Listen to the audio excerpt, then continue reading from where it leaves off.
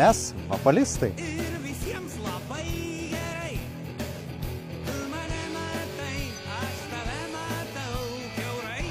Mūsų pamišimas gal ne pats pavojingiausias.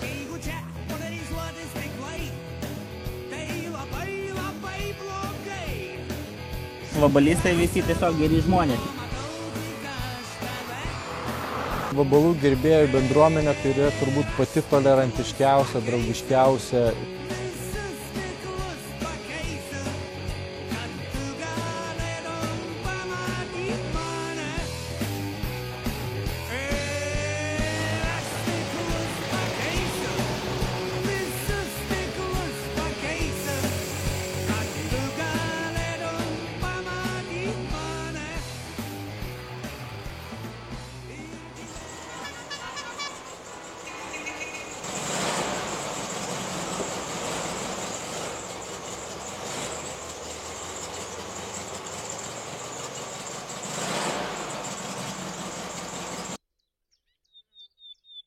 Taigi, vabalų pradžia tai buvo tolimieji 1934 metai, kai Ferdinando Porsche konstruktorių biuras gavo užduotį pagaminti liaudies automobilį. Tai buvo pirmas bandymas sukurti gerą, patikimą, nedidelį automobilį skirtą kiekvienam vidutiniškai uždirbančiam vokiečiui, kad su tuo automobiliu galėtų važiuoti, puikiai tiek kalnuose, Alpėse, tiek ir autostradose, nes tuo metu buvo pradėti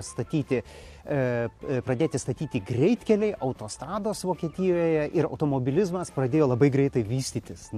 Ir toje šviesoje gimė pirmieji prototipai. Jų buvo nemažai pagaminta, atsirado valstybinis finansavimas ir tie automobiliai buvo pradėti testuoti. Juos testavo visur, važiavo kalnuose, Alpėse, autostradose, bekelė, gerais keliais, ir bandė visą laiką, registravo visus gedimus ir iš karto bandė juos sutvarkyti, pakeisti konstrukcijas, kad tas automobilis taptų kiek galima patikimesnis. Tokių nuodugnių bandymų arba naujo modelio įvedimų nedarė nei vienas privatus automobilių gamintojas. Tai buvo pradžia. Deja, prasidėjo karas, Volkswagenų vabalų kaip po tokių nebuvo laiko gaminti ir nebuvo resursų, aišku, ir buvo pradėta karinė technika. Bet viskas vyko vabalo bazėje. Reiškia, buvo gaminami Kübelwagenai kariniai ir buvo gaminami Schwimmwagenai. Tos vadinamos amfibijos, kuriais tais automobiliais važiavo vokiečiai po visą frontą. Tik tai po karo Wolfsburgo gamykloje prasidėjo masinė Volkswagenų vabalų gamyba. Ir juos gamino, tobulino, vėl tobulino. Ir taip gamyba tęsiasi iki 2003 metų, prigamino daugiau kaip 22 milijonai vabalų, kurie esminę savo konstrukciją nesikeitė nuo pat karo pradžios, kada buvo sukurtas tas automobilis. Tai yra absoliutus rekordas. Nėra automobilio, kuriuo būtų šitiek prigaminta, tiek vienetų pagaminta ir paleista į rinką, į pasaulį.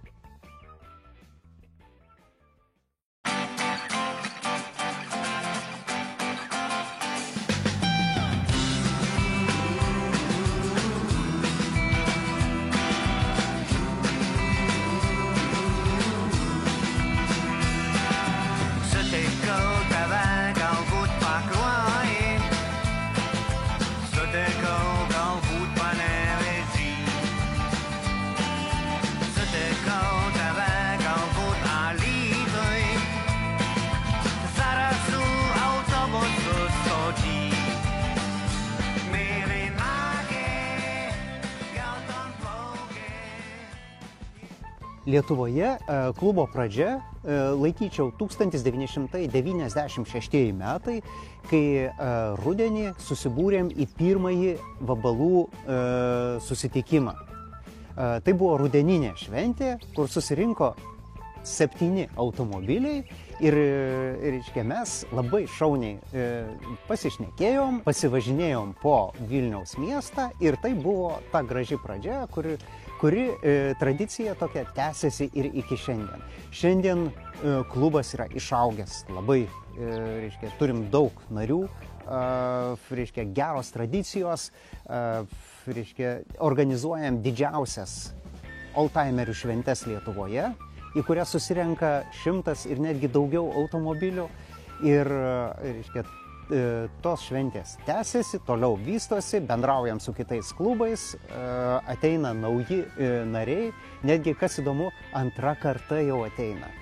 Tėvai vabalistai ir jau mes turim klubo narius, vaikus vabalistus, kurie užaugo tuose vabaluose ir patys jau turi galimybę savarankiškai važinėti. Žmonių klube yra pačių įvairiausių, nuo ir išsilavinimo, ir profesijų prasme, nuo gydytojų iki kariškių, architektų ir taip toliau. Daug įvairių žmonių, tai vienas supranta technikoj, kitas labai gerai juokauja, trečias pasirodo tavo labai kažkur tolima giminė. Beveik kiekvieną savaitgalį vasaros sezono metu vyksta kokie nors renginiai, vabaliniai renginiai arba senovinių automobilių renginiai. Ir mes važinėjam į svečius, patys organizuojam vasaros stovyklas. Organizacija šiandien Lietuvoje tai yra didžiausias senovinių automobilių klubas ir vienyje ne tik mėgėjus šitų apvalių automobiliukų, bet... Mūsų vabalų klube yra kaip ir maisto kultas atsiradęs, nes dažniausiai visi suvažiuoja į šventes ar tiesiog susitikimus, tai iš vabalų iš priekio, iš galo išsitraukia savo maistą ir rodo, kas ką šį kartą skanaus pagamino. Tai suvažiuojam labai lengvai kažkaip su jais bendraut, visi draugiški ir todėl mums labai patinka, kad dar ten... Kad ir su vaikais yra visokiausi. Vaikam labai skirtas yra ir mums keliauti su vabalistais, su visa šeima labai patinka. Bendruomenė tai yra turbūt pati tolerantiškiausia, draugiškiausia ir visokia kitokia, kokią aš tik žinau ir kokia turbūt egzistuoja, nes žmonės yra pakankamai išsilavinę, tai vienas dalykas, žmonės yra labai draugiški kitų atžvilgių, žmonės yra didžioji dalis kaip taisyklė prie technikos, supranta, ką vairuoja ir kodėl vairuoja. Visa veikla klubo orientuota taip pat į aktyvumų su visa šeima, tai nėra, sakysim, vyrų klubas kaip pavyzdys, kaip, sakysim, baikeriai yra, kur dauguma vyrauja vyrai ir jie važinėja po vieną, tai ne, pas mus yra visiškai atvirkščiai, mes važinėjam su šeimomis, iškilaujam su šeimomis ir visa klubo veikla vykdoma su šeimomis. Niekas neatims iš jų šitų vabaliukų ir šito susiorganizavimo, susilipdymo.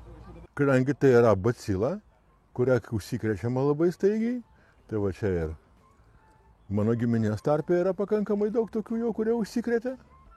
Mūsų vabalų klubas laukia ne tik žmonių, kurie turi automobilius, vabalus, bet ir tie, kurie prijaučia jiem. Žmonės, kurie, jeigu susirenka į šventę, tai jie nesusimuša. Taip, kaip dažnai būna, reiškia, kad šeštadienį kas nors jau kaip švenčia, tai jau baigėsi muštynėmis. Tai po šventės susirenka šiukšles ir išsiveža. Tiesiog yra tam tikra gera, graži laisvalaikio praleidimo kultūra. BMW vairuotojai sako, kad jie kelių realiai, tai man atrodo, kad vabalistai visi tiesiog geri žmonės. Ko gero, vabalas simbolizuoja laisvę, nes jeigu pažiūrėtume į istoriją, į pačių vabalų ir ypač ant to pačio pagrindo sukurtų autobusėlių, tai kaip žinome, juos labai mėgo ir naudojo hipiai savo laiku Amerikoje, irgi laisvės simbolis. Nes tas automobilis toks ir buvo, jį tiesiog sėdi ir važiuoji, nebijodamas kažkur kelyje sugesti, važiuoji pigiai, paprastai, autobusėlėje gali čia pat ir miegoti, ir maistą virti, ir ką nori daryti. Kaip aš sakau, yra įvairių pamišimo rūšių. Mūsų pamišimas gal ne pats pavojingiausias. Vabalai suriša žmonės ir pralinksmina, tai priverčia juos nusišypsoti, tai buvo viena tokia istorija prie Zarasų. Kai važiavau keliu ir autobusų stotelėje sėdėjo dvi moteriškės, jos iš tolo jau matėsi, kad pykosi. Tai aš su vabalu papipsijau ir jos atsisuko, nusišypsojo, suplojo, pamojavo ir aš toliau nuvažiavau. Tai galima sakyti, kad vabalai pralinksmina žmonės ir nuteikia teigiamai. Ir kas galvoja, dar abejoja, ar pirkt ar nepirkt vabalo, pirkite šiandien.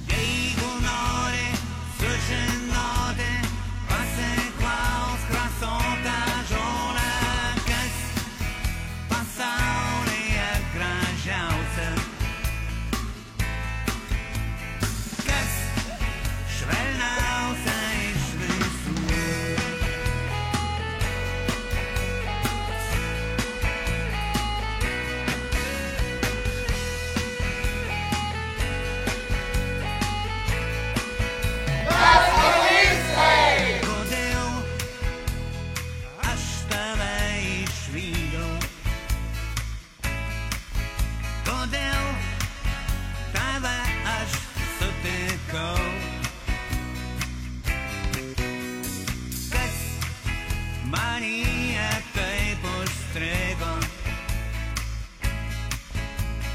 kas lig šiol